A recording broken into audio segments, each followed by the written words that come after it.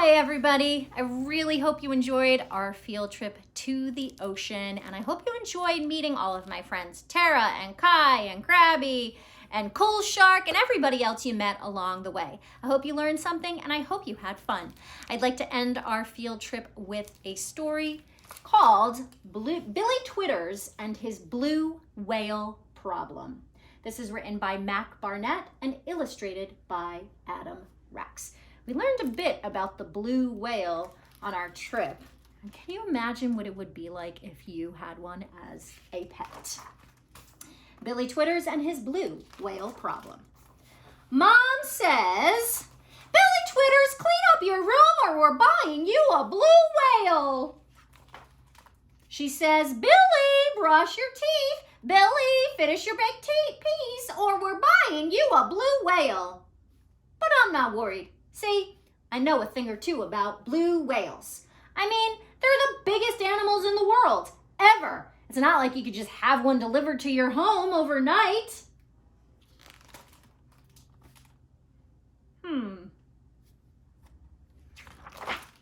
The next morning, I feel like something's watching me. When I head out for school, I see it. "Mom, why is there a blue whale blocking our front door?" "That's not any blue whale, Billy. That's your blue whale. And it's your responsibility to take him wherever you go. Now hurry up and get moving." There's absolutely no way she's getting me to take that blue whale to school. Or not.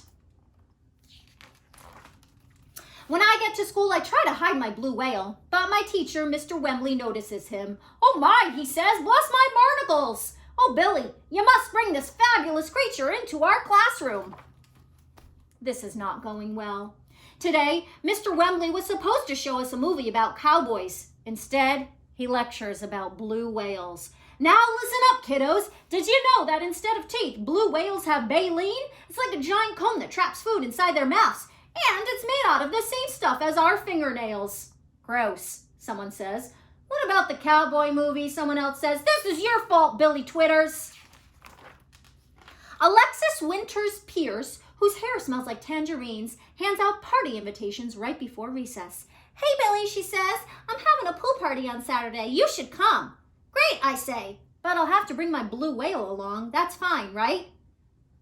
Your whale can't fit in my pool. Sorry, Billy. You're uninvited." There's the pool, and there's the blue whale. Recess. Frank Grunner taps me on the shoulder with a meaty finger. Frank always smells like corn chips, even when he hasn't been eating them. "Hey, Twitters," says Frank, "that blue whale is the stupidest pet I've ever seen. Why don't you get a cool animal like a dinosaur or something?" Everyone in the playground laughs. "This blue whale is better than a dinosaur, Frank. It can be underwater for an hour without taking a breath. I don't think anything alive millions of years ago could do that." Frank looks stumped. But then Tilby Peel, the class know-it-all, speaks up. "Actually, Billy, scientists believe that the plesiosaur could die for 2 hours without surfacing for air. And then, of course, there was the megalodon, a giant prehistoric shark that pretty much spent its entire life underwater." "Yeah," says Frank, "you forgot about the megalodon, didn't you, Twitters?" On most days, Frank Gunner locks Tilby Peel in the girls' bathroom. Today, he picks Tilby first for his kickball team. Nobody picks me or my whale.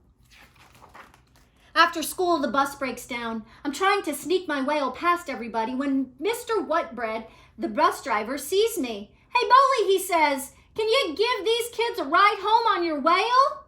"I'd rather not," I say. "All aboard," says Mr. Whitbread. The kids get on my whale. I get on my bike. But I haven't even pedaled out of the parking lot when I hear someone scream. "Stop this whale!" shouts Mr. Whitbread. "Call the fire department." I look up. Tilby Peel is stuck in the blowhole. "How was your day at school?" my dad asks when I finally get home. "Horrible," I tell him as I head upstairs. "Not so fast, young man. You've got some responsibilities." "Responsibilities?" I ask. "That's right. According to the Blue Whale Owner Manual, you've got to wash your whale, wax your whale, and check your whale for barnacles." Wrestle your whale, race your whale, take your whale to the park. It's almost dark when I finish, and just as I'm crawling into bed, Mom says, Billy, you've got a blue whale to feed. Turns out, blue whales don't like baked peas. I tried. The manual says they eat krill, tiny shrimp things that they find by gulping 10,000-gallon mouthfuls of seawater. Dad, I ask, where can I find 10,000 gallons of seawater?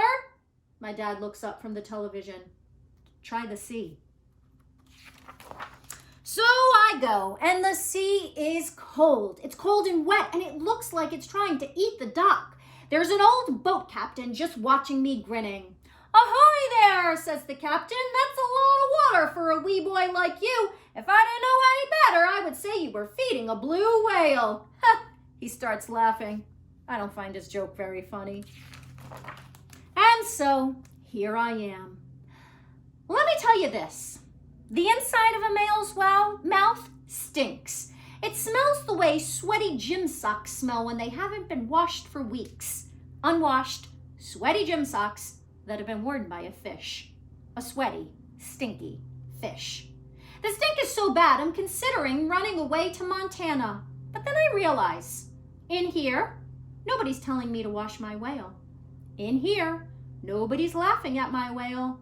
In here, there's plenty of room for a bed. Sometimes, so I move in. Sometimes, the only way to escape from the problems caused by your blue whale is to spend some time inside your blue whale. As long as I brush and floss his baleen a few times a day, it's a pretty pleasant place to be. And best of all, a room this big never looks messy. The end.